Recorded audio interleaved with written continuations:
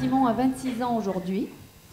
Il a connu 26 années de galère et de parcours du combattant avec sa maman pour passer par des prises en charge toutes inadaptées et pour finir par subir des dysfonctionnements et des maltraitances graves dans un foyer d'accueil médicalisé où il est resté 4 ans.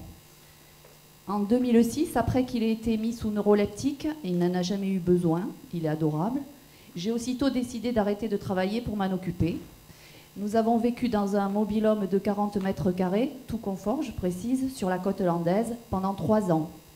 Dans une grande maison, Simon est très agité car il a du mal à appréhender un grand espace réel et que c'est vraiment le niveau d'un tout petit. Globalement, on essayait de monter des murs sans faire les fondations. Casé dans une collectivité ni complètement isolé avec sa mère, au contraire, il fait l'objet de toute l'attention et de tout l'amour possible. Et il a fait en 6 mois plus de progrès qu'en 26 ans. Espoir. Il faut absolument reprendre le développement de Simon à partir de 0 mois, construire les fondations. Depuis le 17 décembre 2009, donc exactement 6 mois, Simon bénéficie de cette prise en charge. Une trentaine de bénévoles très motivés se relaient dans la salle de jeu. Et là, je dis chapeau parce qu'il a 26 ans. Je ne m'attendais pas à un tel élan de solidarité. Après un article dans la presse locale, j'ai eu en 2 jours 50 coups de fil. Les progrès de Simon en 6 mois sont déjà très encourageants.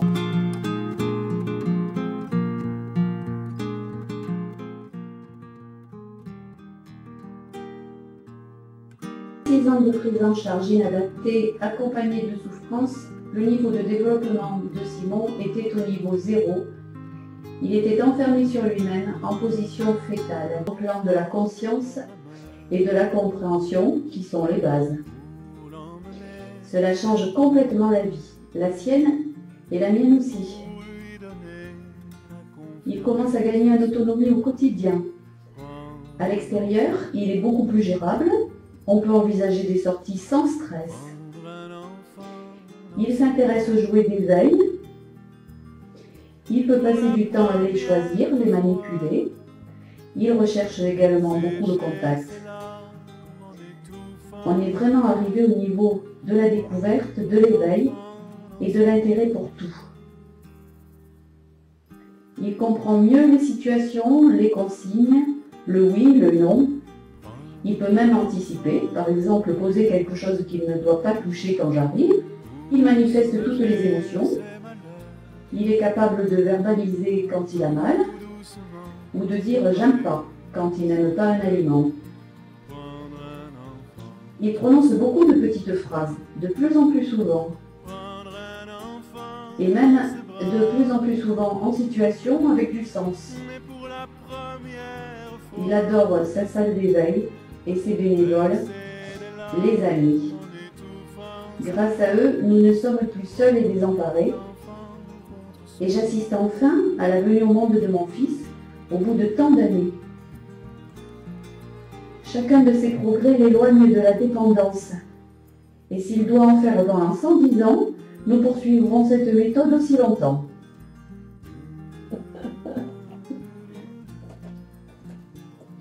C'est pas comment il veut. Ah. Oh, mais non, mais c'est pas ta main. Oh, je sais pas si ta même. Que j'ai maman. Et tu peux pas trouver mes mains, hein. Et oui, maman. Je sais pas vous faire maman. C'est comme, hein. Je peux pas trouver, maman. Vous pouvez imaginer qu'il ne parlait pas du tout, qu'il était vraiment recroquevillé sur lui-même. Il ne pouvait pas sortir à l'extérieur et aujourd'hui, il peut faire des balades de 2 heures à la plage avec sa mère tranquillement, sans qu'elle risque qu'il se noie. Parce que ça arrivait, qu'elle reste quelques secondes sans le regarder et il est allé dans l'océan des Landes. Et donc là, aujourd'hui, c'est le quotidien qui est véritablement plus tranquille. Les regards sont presque constants.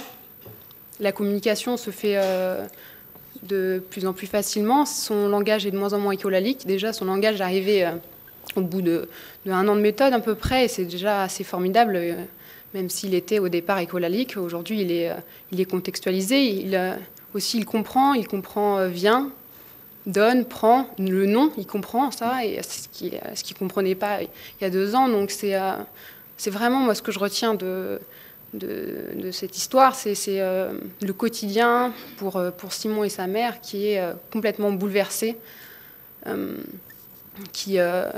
où Simon comme sa mère peuvent s'ouvrir à une vie sociale. Et ça, c'est pas rien, puisqu'ils étaient vraiment enfermés dans une petite maison, puisque Simon était constamment angoissé. Allez, vas-y, je te filme. Bravo. Bravo. Bravo. Champion. Bravo. Bravo. Bravo.